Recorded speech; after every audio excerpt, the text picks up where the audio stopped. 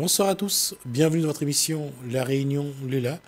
Ce soir, on va aborder de nouveau la question des retraites, et cette fois-ci avec quelqu'un qui est plus proche des travailleurs et surtout des non-travailleurs, des chômeurs, pour voir un petit peu quelle est leur façon de voir ce projet et est-ce qu'ils auront une retraite un jour.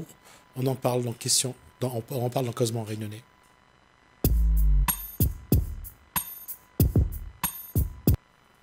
Bonsoir, Georges Harriman. Bonsoir. Est-ce que les gens qui n'ont pas beaucoup travaillé ou qui n'ont pas du tout travaillé de leur vie peuvent espérer une retraite?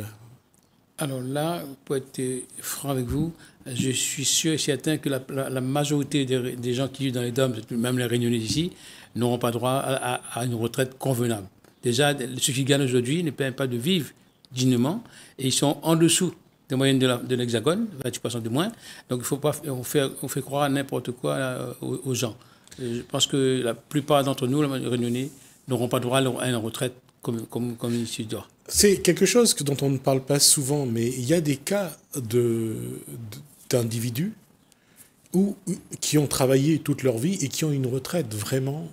C'est ça, je vous dis. Mais donc là, pour nous, aujourd'hui, la retraite n'est pas une priorité pour ce que le gouvernement est en train de béanner notre population, de dévier l'attention des gens. Actuellement, la seule réforme qu'il nous faut, c'est permettre à chaque citoyen de vivre dignement et non pas de le maintenir dans la mais comment faire la providence. On regarde le projet que porte aujourd'hui le gouvernement. Il veut aller, pour l'instant, la retraite est à 62 ans. Ils veulent aller jusqu'à 64, qu'on prenne la retraite à 64 ans. Est-ce que ça va faire en sorte que les gens auront une retraite à taux plein, c'est-à-dire au-dessus de 1 000 euros par mois? Est-ce qu'il y aura assez de travail pour financer, assez de travail et de travailleurs pour financer les systèmes chaque année? Parce que ceux qui travaillent financent la retraite de ceux qui sont à la retraite. Est-ce qu'aujourd'hui, parmi le public que Georges Harriman rencontre, et là je dis ce sont des jeunes généralement qui ne travaillent pas, Ils sont embrigadés, oui. Comment penser qu'un jour ces gens-là auront une retraite à taux plein? Je viens de vous dire, ils n'auront pas. Ils vont vivre la plupart des Réunionnais que nous sommes, citoyens que nous sommes, vont vivre du minimum vieillesse. Encore, s'il arrive là. Il est à quelle hauteur le minimum vieillesse actuellement, le minimum vieillesse, ici, je crois que c'est 350, 400 euros par mois, c'est le minimum. Quoi. On fait croire n'importe quoi, 1200. Et les gens ne savent pas. Je pense que le gouvernement ment. Et il ment très transparent. C'est un mépris, c'est une arrogance incroyable pour faire croire les gens qui vont avoir 1200 euros par mois. Personne, en tant que côté, n'aura 1200, en tant qu'ouvrier, en tant que salarié. Parce qu'à La Réunion, on a transformé le chômage en précarité. Donc les jeunes ils travaillent en précarité, des coupures de la vie, 1 mois, 2 mois, 3 mois, comme ils n'auront jamais. Quelqu'un qui aura vécu toute sa vie avec le RSA, c'est-à-dire 400 à 500 euros. Mais il va être toujours pareil.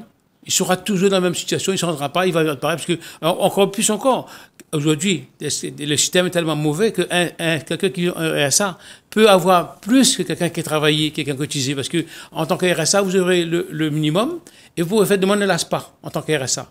Mais en tant que salarié, vous ne pouvez pas difficilement faire une demande. Alors, c'est quoi l'ASPA? L'ASPA, c'est aide aux personnes retraités, quoi, qui complètent un petit minimum de vieillesse, on vous met dessus jusqu'à 900 euros. Mais figurez-vous que moi, en tant que retraité aujourd'hui, je ne suis pas contre les personnes qui touchent 900 euros par mois plus que le travailleur. Je suis contre le système qui permet de fonctionner comme ça. Parce que pourquoi celui qui a cotisé pendant longtemps, qui a travaillé, touche moins que celui qui aujourd'hui n'a jamais connu le travail. Déjà, le RSA à La Réunion, bon, il y a un problème. On veut faire croire aux gens que en donnant l'argent au patron aux plus riches, on va aider les plus pauvres, avoir le bonheur plus pauvre. Et là, le RSA, c'est ce que j'entends, ils vont être des esclaves sociaux dans les collectivités locales parce qu'ils auront fait 15 heures par semaine pour pouvoir rembourser. Ça, c'est scandaleux. Et il n'y a pas... Lorsqu'on connaît qu'un RSA ne cotise pas la retraite, Qui connaît que quand ils vont travailler 15 jours à la commune ou dans la collectivité locale, ils seront déclarés sous la condition, est-ce qu'ils auront le droit de payer leur retraite? Ils auront retraite un jour, parce que le RSA n'a pas de retraite. Donc déjà 100 000 personnes à La Réunion qui sont RSA, qui n'ont pas droit à la retraite. Vous avez environ 80 000, 87 000 personnes à La Réunion, qui touchent la CEDIC, quoi. Eux aussi, ils n'ont pas le droit à la retraite convenue, parce qu'ils ont des coupures dans le travail. Et vous avez des travailleurs aujourd'hui qui travaillent 6 mois. Et vous avez un certain nombre de jeunes qui aujourd'hui prennent leur travail à 30 ans, à 27 ans, qui sont en formation dans différentes branches. Ils auront la retraite à quel âge? À 70 ans, à 80 ans. Donc il ne faut pas faire n'importe quoi. Il faut 44 annuités. Annuités, donc 43, 44 annuités. Mais qui c'est qui va le faire? S'il commence à 30 ans, ça veut dire qu'il finit à 74 ans. Voilà, personne ne pourra, La Réunion ne pourra, on nous fait croire n'importe quoi. Et puis, d'autant plus que le gouvernement ment, parce que déjà, c'est le corps, la commission d'orientation des retraites a bien précisé dans son rapport qu'il n'y aura aucun problème déficitaire ou de retraite jusqu'en 2030.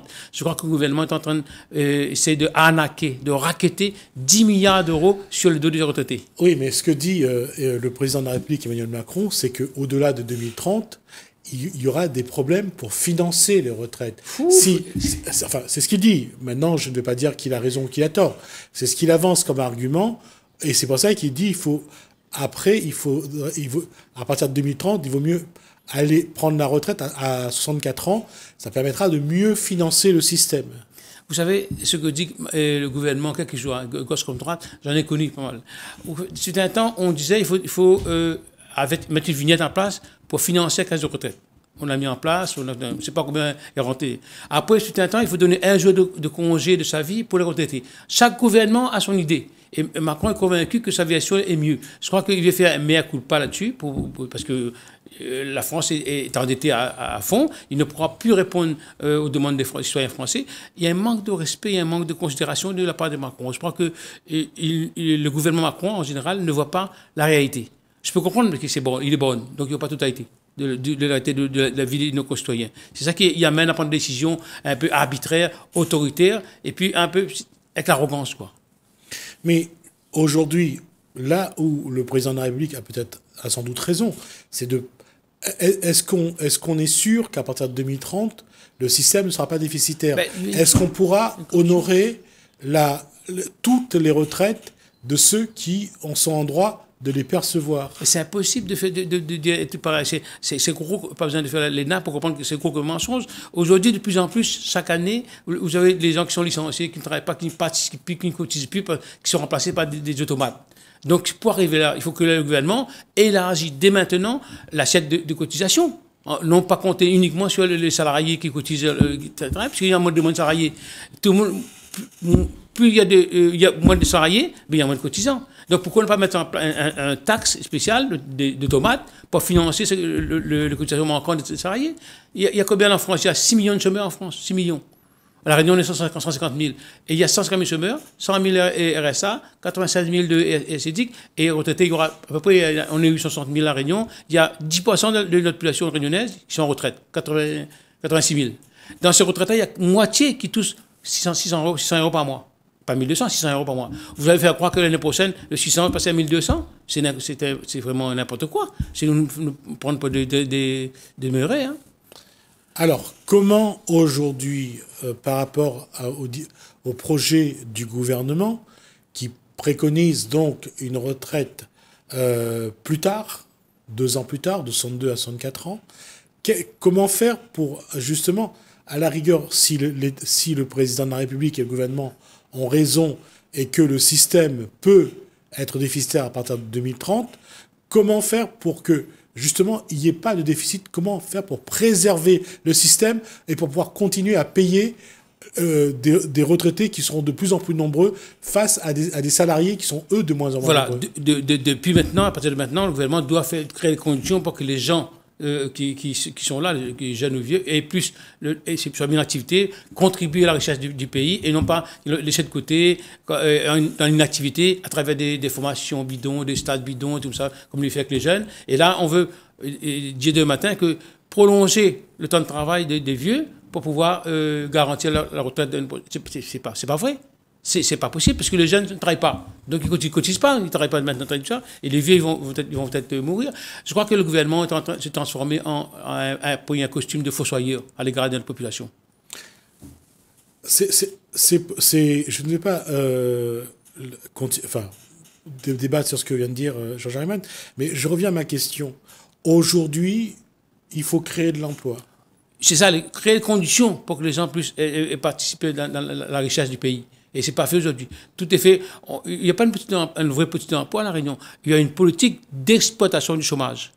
C'est ça qui se passe à La Réunion. Donc ces jeunes-là on fait baisser le nombre de chômeurs à La Réunion. On a transformé le chômeur déjà le chômage en précarité, des contrats, le droit civique, pacte civique, etc. Les jeunes sont exploités dans des systèmes un peu inventés. Et là, il dit le chômage a baissé, on a très bas, on a fait une bonne gestion. C'est pas vrai. Hein. Les jeunes sont encore dans une situation précarité.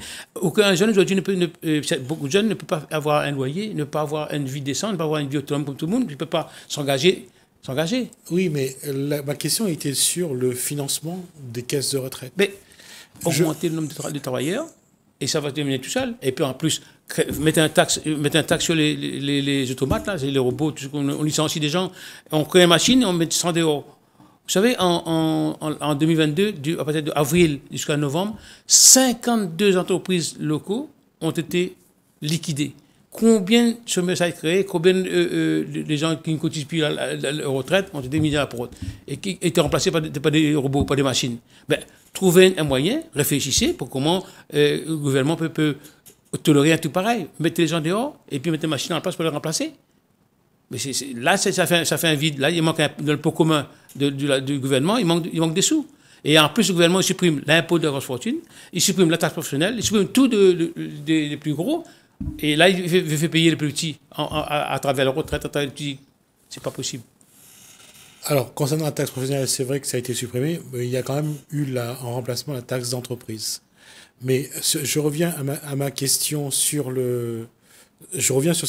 sur quelle politique aujourd'hui mettre en place pour... On est en train de changer de système. On ne veut plus du système d'avant, on veut un système qui... Et c'est ça qui est paradoxal, c'est on supprime les emplois, donc on supprime des moyens de financement des caisses de retraite. En même temps, on veut allonger, pour ceux qui travaillent, allonger leur temps de travail et que la retraite arrive le plus tard possible. Et donc on veut condamner les gens à la morgue, c'est simple. On veut envoyer les gens pour débarrasser, il y a trop de gens, trop de vieux, il faut débarrasser un peu. Donc la seule solution, c'est à prolonger l'agonie à travers le travail. À 50 ans, aujourd'hui, on ne peut plus avoir accès à un travail. Patron, vous êtes plus producteur, vous êtes plus un produit de l'entreprise, on vous oublie. Et là, le gouvernement veut faire croire aux gens qu'aller trouver du travail à 50, 60 ans, c'est une bonne chose. Pourquoi mentir comme ça? Il faut être franc. On a donné 300 milliards d'euros au monde de l'entreprise. Vous savez, à La Réunion, pratiquement 80% de notre population vivent dans une logique de survie. Vivent avec un biberon, qu'il soit patron, acquitteur, planteur, ou chômeur, sédic ou retraite. On a tous à La Réunion, si on réfléchit bien, un biberon à la bouche. On vit avec un transfert financier. On dépend de l'État. Quand il veut fermer, il ferme. Quand il veut ouvrir, il ouvre. On est quelque part le pupille de la nation. Et ça, tout le monde gère ça, parce que c'est une armée de réserve pour les politiques. Ça, c'est une armée qu'on peut profiter quand on a besoin, mandater. Et je le dis, je répète ici, le plus grand mendiant chez nous, c'est qui? C'est pas les gens de la base qui ont demandé ta providence, qui ont demandé 100 euros de courant, 100 euros de l'eau, ou 100 euros d'impôt. C'est pas nous qui demandons ça, c'est l'État qui met en place. On ne demande pas, il met en place, et puis après, il stigmatise les gens. Oui, mais derrière, les gens essayent aussi de profiter du système. Écoutez, il y a un système qui fonctionne. C'est vous qui donnez le point. Regarde, je vais vous donner un cas. Quelqu'un qui ne travaille pas, qui touche l'argent monoparental, femme seule, elle est seule. Elle va se mettre, elle trouve quelqu'un qui convient, il faut qu'il y ait une famille. Elle va se mettre avec quelqu'un pour une famille. L'autre aussi est RSA. Au lieu de mettre les RSA en commun, de faire un revenu digne pour qu'il puisse avoir un foyer ou un loyer, autrement, qu'est-ce qu'on fait? On diminue le RSA, on le réduit. Quelqu'un qui gagne 600 euros, par exemple, il passe à 200 euros. Il passe à 400 euros, alors qu'il suffisait de mettre un RSA familial pour qu'ils aient une vie digne.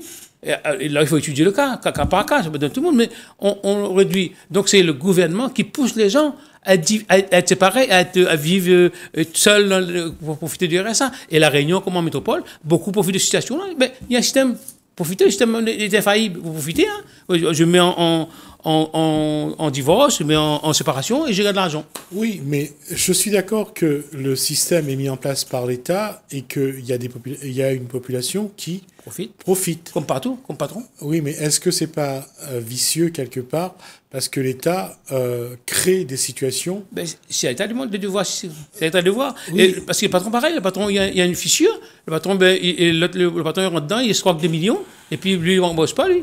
Et il n'est pas visé, lui. On ne voit pas ces millions qui étaient dilapidés, qui étaient investis ailleurs. On voit le plus petit, parce que c'est plus simple à voir. Et puis, il faut trouver un bouc émissaire, et c'est toujours ce qui sont en plus. Oui, mais qu'est-ce que ce public, Georges Hariban, qu'est-ce que ce public peut faire pour ne pas être pris au piège? Être mobilisé et être informé, et être au moins renseigné. Il faut que la Réunion, les gens comme moi, comme vous, comme n'importe qui, adoptent une posture d'informer, non pas de juger les gens, d'accuser les gens, pas suivre la voie des politiques, voilà, mais essayer de faire des trucs pour les gens sans être posture, quoi. Il faut qu'on se regarde dans une glace et dit, ben, on va comme ça, là, parce que nos enfants n'auront pas d'avenir demain matin. Il faut qu'on se regarde dans une glace et dit, ben, il faut peut-être arrêter les conflits entre nous. Faut pas... Pourquoi la Réunion, toujours, quand il y a un conflit, c'est toujours monsieur le maire, monsieur le patron, le parbossement, le patron. Mais est-ce qu'ils ne prennent pas de responsabilité, nous, en tant que travailleurs, en tant que citoyens de la société? On n'en a pas, mais le patron, on veut bien comprendre, mais nous, si on doit se mettre en place. Hein. Là, je ne dis pas aller au syndicat ou aux politiciens d'aller à la révolte. Il faut qu'on arrête de critiquer le prochain, de juger le prochain. Si le mal vient d'en haut, parce que notre malheur à nous, c'est pas Macron, c'est pas le gouvernement, hein. C'est nous-mêmes qui le créons, c'est nous-mêmes qui votons, c'est nous-mêmes qui le mettons en place, c'est tout. Hein. Ben justement, c'était ma question de tout à l'heure. Comment le public qui n'est pas averti peut essayer de ne pas se laisser prendre au piège des facilités, que ce soit au RSA, que ce soit les revenus les allocations familiales? Comment ne pas se laisser prendre au piège et tomber dans la facilité? Il sera difficile maintenant aux gens de pouvoir mobiliser ou se rencontrer, puisque tout est fait pour que les gens vivent à l'écart, qu'ils soient divisés, qu'on divise. Regarde maintenant, vous avez fait une démarche à faire, vous faites une démarche avant, vous allez à la mairie, vous allez à la poste, vous avez un truc, vous faites une démarche, vous rencontrez les amis, vous discutez de ça. Maintenant, on vous dit, faites-le sur Internet chez vous. Oui. On vous isole. Donc, comment demain matin vous pouvez causer votre prochain sur un problème qui vous concerne? Vous n'avez plus l'occasion de discuter. On demande, vous êtes pris dans l'embrygo administratif. Vous avez vu votre vie, votre loyer, tout à payer. Vous n'avez plus le temps de vous masser, ensemble, de réfléchir, d'avoir une réflexion. Et il n'y a pas d'émission télévision ou radiophonique à La Réunion pour faire comprendre aux gens, voilà, c'est comme ça, parce que c'est comme ça. On attend que un élu crie, on attend qu'on soit dans la rue, qu'il y ait une révolte, après on parle du sujet. C'est pas possible. Il faut, toute année, comme on fait aujourd'hui, là, il y a une discussion qui fait, et les gens entendent et puis essayent de réfléchir, est-ce que c'est vrai, c'est pas vrai, c'est son propre analyse. Et là, c'est pas l'analyse, c'est Macron qui dit, c'est moi qui commande, c'est moi qui donne les ordres. Et le gouvernement nous insulte à chaque fois qu'il prend la parole, il nous insulte. Là, dernièrement, j'ai vu M. Attal qui disait, voilà, nous avons décidé d'aider ceux qui veulent bien travailler. Comme si les gens qui ne travaillent pas, c'est volontaire. Il y a quand même des gens qui n'ont pas envie de se mettre au travail, qui n'ont pas envie de rentrer dans un cadre. Mais pourquoi? Il y a aussi, parce qu'il y en a aussi. Parce qu'on l'a laissé faire. Parce qu'on l'a contaminé là-dedans. Actuellement, il y a des jeunes qui réveillent, qui font la queue. Vous voyez, quand on fait un job de Chine, quelque part, Pôle emploi, combien de gens y viennent? 5, 6 000, 11 000 viennent pour chercher un boulot. Et qu'est-ce qu'on donne comme travail? Un job. Ils cherchent un travail, on donne un job. 2 jours, 3 jours, un stage, une formation. Et vous allez s'encourager, ben, on reste dans mon système, j'ai de l'argent, ben, je profite, j'ai mon GSM, j'ai mon téléphone. Bon, le vieux pareil, il a son ACDIC, il a son RSA. Qu'est-ce qu'il va se fatiguer encore? Il connaît que le résultat sera un effet négatif. Rien n'est fait pour créer les conditions pour que ces gens-là aient un avenir meilleur. Tout est fait pour qu'ils restent dans ce contexte-là. Après, ils disent c'est facile de dire ça, parce que de dire que, ouais, mais ils aiment bien. Tout le monde se complaise. L'agriculteur qui a des subventions, il se plaît bien, il ne bouge pas. Le grand patron qui a une subvention, il ne bouge pas, il dit silence, il ne dit rien, il est d'accord. Si on découvre qu'il a triché, d'accord, mais sinon il ne dit rien, pareil. Vous savez ce qui se passe aujourd'hui? Tout ce qui est richesse, là, quand on gagne ça, ça c'est privatisé. Par contre, quand il y a le manque d'impôts, la retraite, tout ça, ça c'est tout le monde doit payer. Tout le monde doit payer, généralisé. Donc il y a un mal à ce point-là.